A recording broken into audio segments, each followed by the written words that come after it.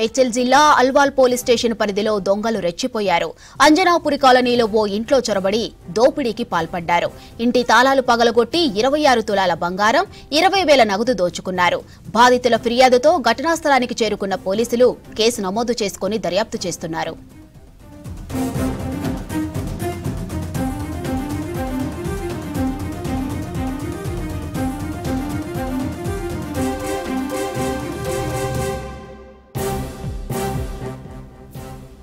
మేడ్చల్ జిల్లా Alwal police station పరిధిలో దొంగలు రెచ్చిపోయారు. అంజనాపురి కాలనీలో ఓ ఇంట్లో చొరబడి దోపిడీకి పాల్పడ్డారు. ఇంటి తాళాలు పగలగొట్టి 26 తులాల బంగారం, 20,000 నగదు దోచుకున్నారు.